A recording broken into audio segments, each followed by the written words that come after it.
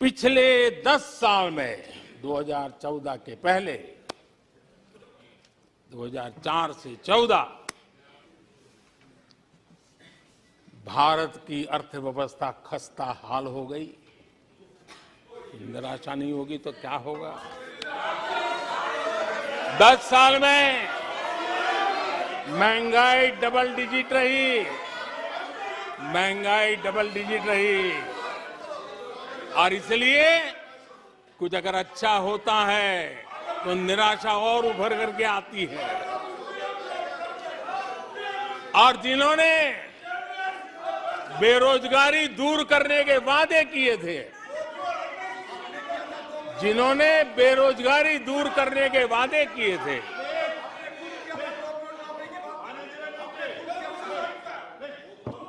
माननीय अध्यक्ष जी, एक बार जंगल में 2 नौजवान शिकार करने के लिए गए और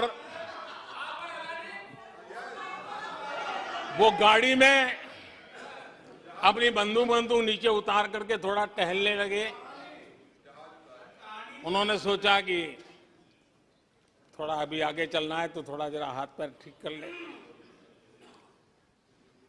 लेकिन गए थे तो बाघ का शिकार करने के लिए, और उन्होंने देखा आगे जाएंगे तो बाघ मिलेगा।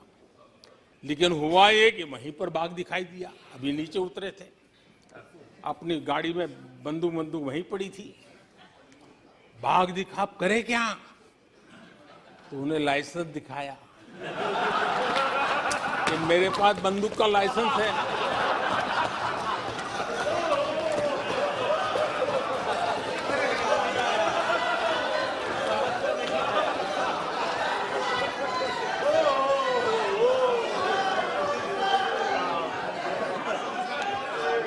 इन्होंने भी बेरोजगारी दूर करने के नाम पर एक कानून दिखाया, वो कानून बना दिया है।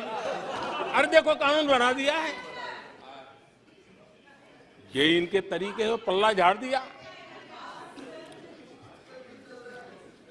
4 से 14 आजादी के इतिहास में सबसे घोटालों का दशक रहा, सबसे घोटाला।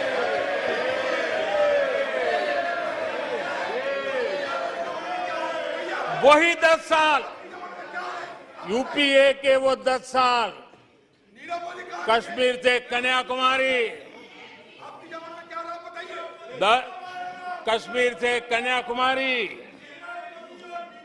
भारत के हर कोने में आतंकवादी हमलों का सिलसिला चलता रहा। 10 साल हर नागरिक असुरक्षित था। चारों तरफ यही सूचना रहती थी कि कोई अनजानी चीज को हाथ मत लगाना, अनजानी चीज से दूर रहना, वही खबरें रहती थी। 10 साल में जम्मू कश्मीर से लेकर नॉर्थ ईस्ट तक हिंसा ही हिंसा देश का शिकार हो गया था। उस 10 साल में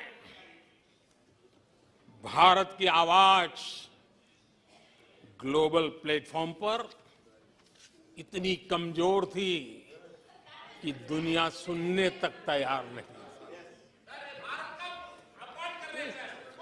आदरणीय अध्यक्ष जी, इनकी निराशा का कारण यह भी है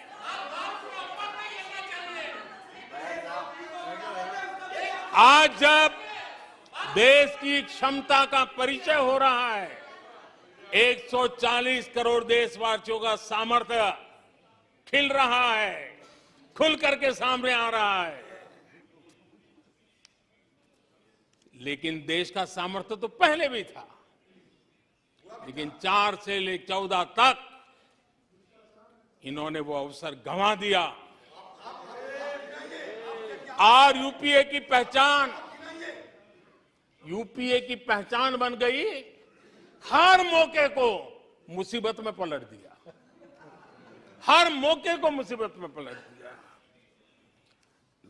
जब टेक्नोलॉजी, इंफॉर्मेशन और टेक्नोलॉजी इंफॉर्मेशन का युग बड़ी तेजी से बढ़ रहा था, उछल रहा था, उसी समय ये 2G में फंसे रहे, मौका मुसीबत में। सिविल न्यूक्लियर डील हुआ, जब सिविल न्यूक्लियर डील की चर्चा थी, तब ये कैश फॉर वॉट में फंसे रहे। ये खेल चले। आदरणीय अध्यक्ष जी, 2010 में कॉमनवेल्थ गेम्स हुए। भारत को दुनिया के सामने, भारत की युवा सामर्थ्य को प्रस्तुत करना एक बहुत बड़ा अवसर था, लेकिन फिर मौका मुसीबत में, और CWG घोटाले में पूरा देश दुनिया में बदनाम हो गया। आदरणीय अध्यक्ष जी,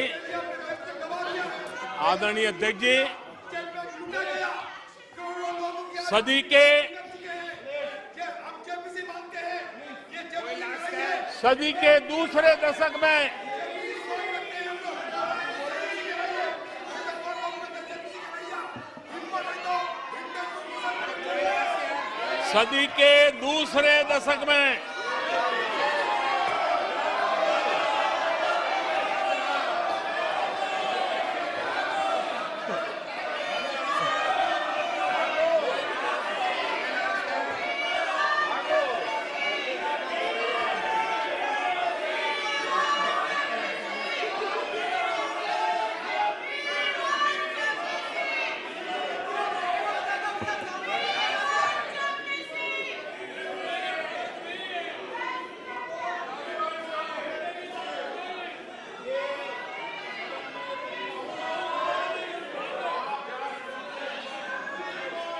उचित नहीं है, ये संसदीय परंपराओं के अनुरूप नहीं है। आप बिना तथ्यों के बोलते हैं और फिर सुनते नहीं हैं। प्लीज बैठिए। नो, बैठिए। No no no no no. आदरणीय अध्यक्ष जी, ऊर्जा का किसी भी देश के विकास में अपना एक महात्म्य होता है, और जब दुनिया में भारत की ऊर्जा शक्ति के उभार की दिशा में चर्चा की जरूरत थी, इस सदी के दूसरे दशक में हिंदुस्तान की चर्चा ब्लैकआउट के नाते हुई। पूरे विश्व में ब्लैकआउट के वो दिन चर्चा के केंद्र में आ गए। कोयला घोटाला चर्चा में आ गया। आदरणीय अध्यक्ष जी, देश पर इतने आतंकी हमले हुए, 2008 के हमलों को कोई भूल नहीं सकता है, लेकिन आतंकवाद पर सीना तान कर, आंख में आंख मिला करके हमले करने का सामर्थ्य नहीं था। उसे चुनौती को चुनौती देने की ताकत नहीं थी, और उसके कारण आतंकवादियों के हौसले बुलंद होते गए, और पूरा देश 10 साल तक खून बहता रहा मेरे देश के निर्दोष लोगों का। वो दिन गए थे। आदरणीय अध्यक्ष जी, जब LOC भारत के सामर्थ्य की ताकत का अवसर रहता था, उस समय डिफेंस डील को लेकर के हेलीकॉप्टर घोटाले और सत्ता को कंट्रोल करने वाले लोगों के नाम उसमें चिन्हित हो गए। आदरणीय अध्यक्ष जी, जब देश के लिए जरूरत थी और निराशा के मूल में ये चीजें पड़ी हुई है, सब उभर करके आ रहा है। आदरणीय अध्यक्ष जी, इस बात को हिंदुस्तान हर पल याद रखेगा कि 2014 के पहले का जो दशक था, द लॉस्ट डेकेड के रूप में जाना जाएगा, और इस बात को इनकार नहीं कर सकते कि 2030 का जो दशक है, ये इंडियाज डेकेड है। पूरे विश्व के लिए